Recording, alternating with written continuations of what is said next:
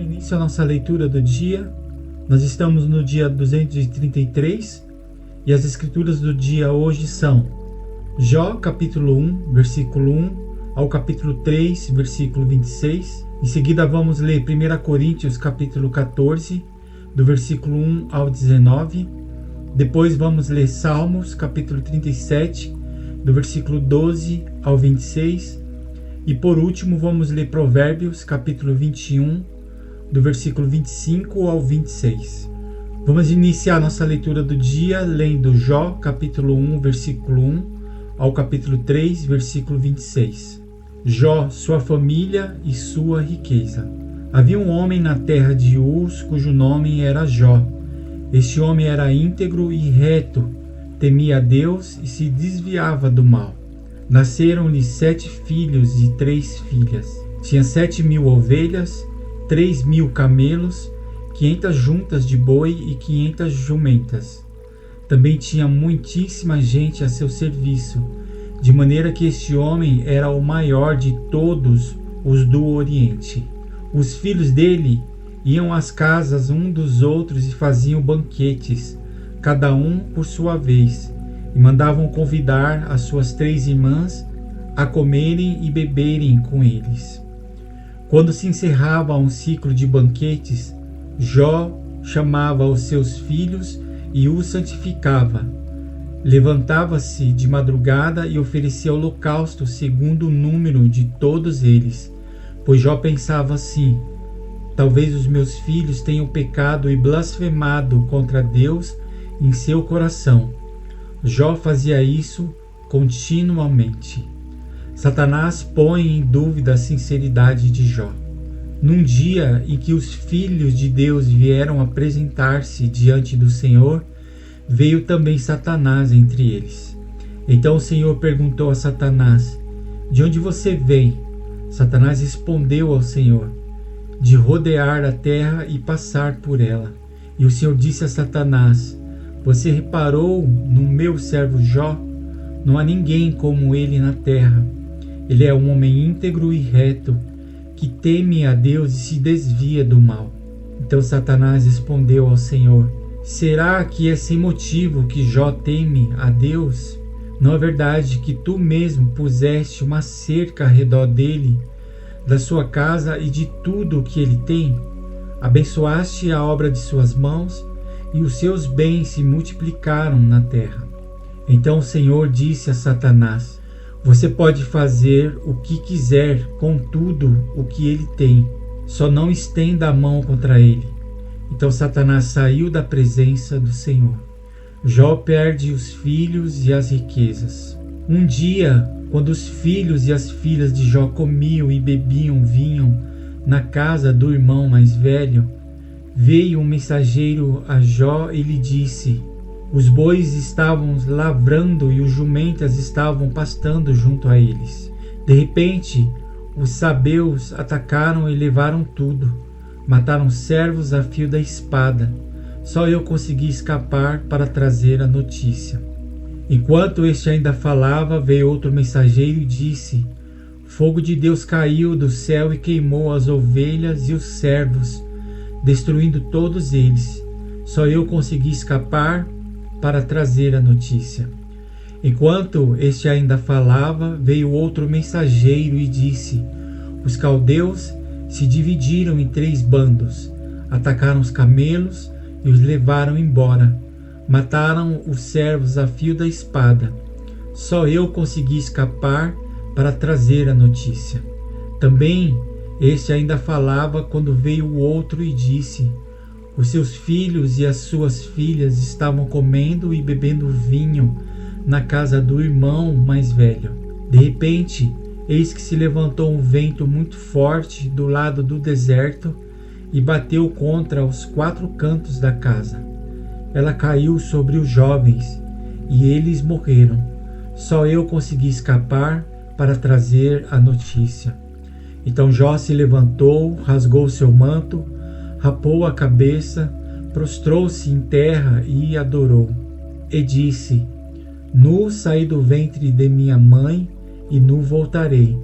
O Senhor o deu e o Senhor o tomou. Bendito seja o nome do Senhor.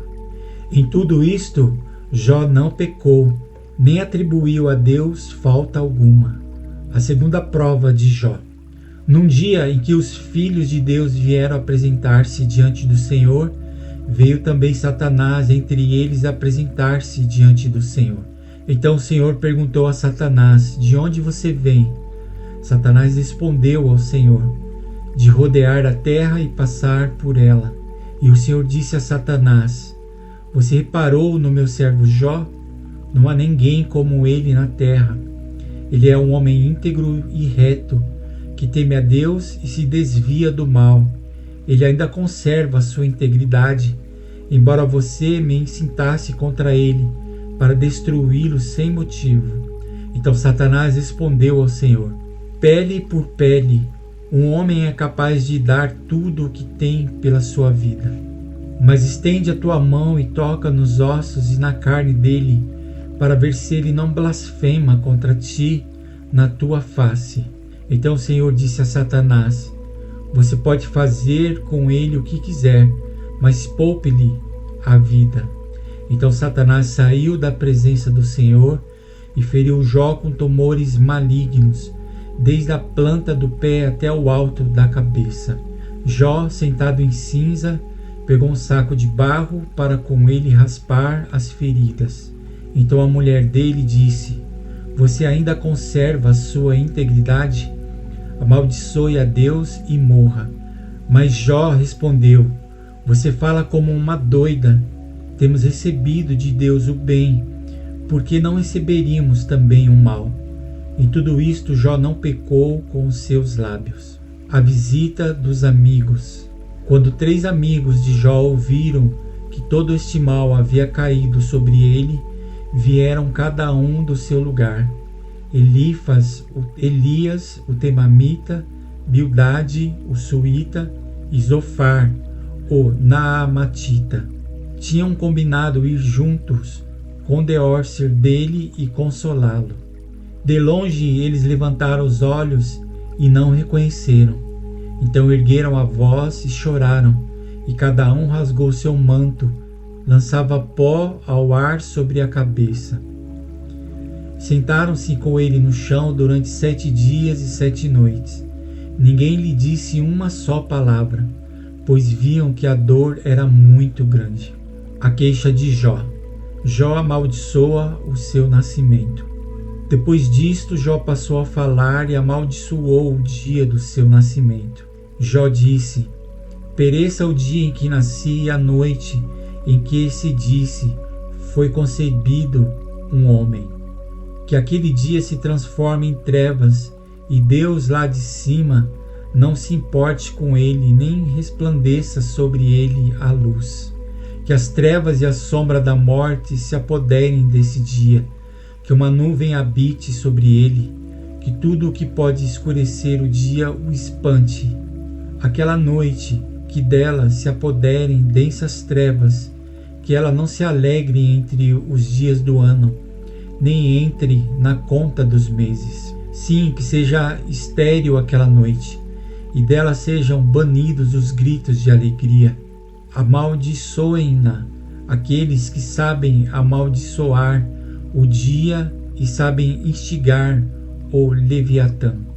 Escureçam-se as estrelas do seu alvorecer, que a noite espere a luz e a luz não venha, que não veja o despontar da alvorada.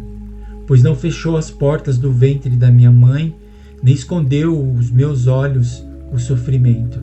Porque não morri ao nascer, porque não expirei ao sair do ventre da minha mãe, porque houve um colo que me acolhesse e seios para que eu mamasse, porque agora eu repousaria tranquilo, dormiria, então haveria para mim descanso, com os reis e conselheiros da terra que construíram para si mausoléus, ou com os príncipes que tinham ouro e encheram as suas casas de prata, ou como um aborto oculto, eu não existiria como crianças que nunca viram a luz. Ali os maus cessam de perturbar e ali repousam os cansados. Ali os presos juntamente reposam e não ouvem a voz do capataz. Ali está tanto o pequeno como o grande, e o servo fica livre de seu senhor. Por que o miserável continua vivendo? Por que se concede luz ao miserável e vida aos de coração amargurado? Que esperem a morte e ela não vem, que cavam em procura dela mais do que tesouros ocultos, que se alegrariam por um túmulo, exaltariam se achassem a sepultura. Porque se concede luz ao homem cujo caminho é oculto e a quem Deus cercou de todos os lados. Porque em vez do meu pão me vêm gemidos e os meus lamentos se derramam como água. Aquilo que temo me sobrevém e o que receio me acontece. Não tenho descanso, não tenho sossego, não tenho repouso, só tenho inquietação. Agora vamos ler 1 Coríntios capítulo 14, do versículo 1 ao 19. O dom de profecia é superior ao de línguas. Sigam o amor e procurem com zelo os dons espirituais, principalmente o de profetizar. Pois quem fala em línguas não fala para as pessoas, mas fala para Deus. Ninguém o entende, pois por meio do Espírito fala mistérios. Mas o que profetiza fala para as pessoas, edificando, exortando e consolando. O que fala em línguas a si mesmo edifica, mas o que profetiza edifica a igreja. Eu quero que vocês todos falem em línguas, mas muito mais que profetizem. Pois quem profetiza é superior ao que fala em línguas, a não ser as que a interprete, para que a igreja receba a edificação. E agora, irmãos, se eu for até aí falando em línguas, que proveito vocês terão se eu não falar por meio de revelação, de conhecimento, de profecia ou de doutrina? É assim com instrumentos inanimados, como a flauta ou a harpa, quando emitem sons. Se não emitirem sons bem distintos, como se poderá reconhecer o que se toca na flauta ou na harpa? Pois também se a trombeta der som incerto, quem se preparará para a batalha?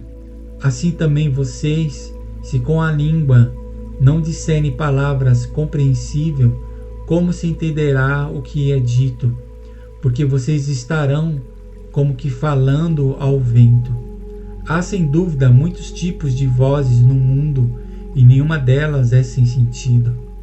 Mas se eu não entender o significado da voz, serei estrangeiro para aquele que fala, e ele será estrangeiro para mim. Assim também vocês, visto que desejam dons espirituais, procurem progredir para a edificação da igreja. Por isso, quem fala em línguas, ore para que as possa interpretar, porque se eu orar em línguas, o meu espírito de fato ora, mas a minha mente fica infrutífera. Que farei então? Vou orar com o espírito, mas também vou orar com a mente. Vou cantar com o espírito, mas também vou cantar com a mente. Se você louvar apenas em espírito, como o não instruído poderá dizer o amém, depois da oração de agradecimento que você fez, porque ele não entende o que você diz. A sua oração de agradecimento pode ser muito boa, mas o outro não é edificado. Dou graças a Deus porque falo em línguas mais do que todos vocês. Contudo, na igreja prefiro falar 5 palavras com o meu entendimento para instruir os outros do que falar 10.000 palavras em línguas. Agora vamos ler Salmos, capítulo 37, versículo 12 ao 26. Os ímpios fazem planos contra o justo e contra eles rangem os dentes. O Senhor dá risada dos ímpios, pois vê que o dia deles está chegando. Os ímpios puxam de espada e preparem. Os ímpios puxam da espada e preparam o arco para bater os pobres e necessitados, para matar os que trilham o reto caminho. Mas a espada deles lhes atravessará o próprio coração, e os seus arcos serão despedaçados. mais vale o pouco do justo do que a abundância de muitos ímpios. Pois os braços dos ímpios serão quebrados, mas o justo, o Senhor, o sustém. O Senhor concede os dias dos íntegros, a herança deles permanecerá para sempre. Não serão envergonhados nos tempos difíceis, e nos dias de fome se fartarão. Os ímpios, no entanto, perecerão, e os inimigos do Senhor serão como as mais belas pastagens, desaparecerão como desaparece a fumaça. O ímpio pede emprestado e não paga, o justo, porém, se compadece e dá. Aqueles a quem o Senhor abençoa possuirão a terra, e serão exterminados aqueles a quem ele amaldiçoa. O Senhor firma os passos do homem bom e se agrada do seu caminho. Se cair, não ficará prostrado, porque o Senhor o segura pela mão. Foi moço e agora sou velho, porém jamais vi o justo desamparado, nem a sua descendência a mendigar o pão. É sempre compassivo e empresta, e a sua descendência será uma bênção. Agora, por último, vamos ler Provérbios, capítulo 21, os versículos 25 e 26. O preguiçoso morre desejando, porque as suas mãos se recusam a trabalhar. O cobiçoso cobiça todo dia, porém o justo dá com generosidade. E aqui encerramos a leitura do nosso dia. Obrigado mais uma vez por sua participação. Que Deus abençoe o seu dia. E amanhã estaremos aqui novamente, dando continuidade na leitura da palavra. Um grande abraço e até amanhã.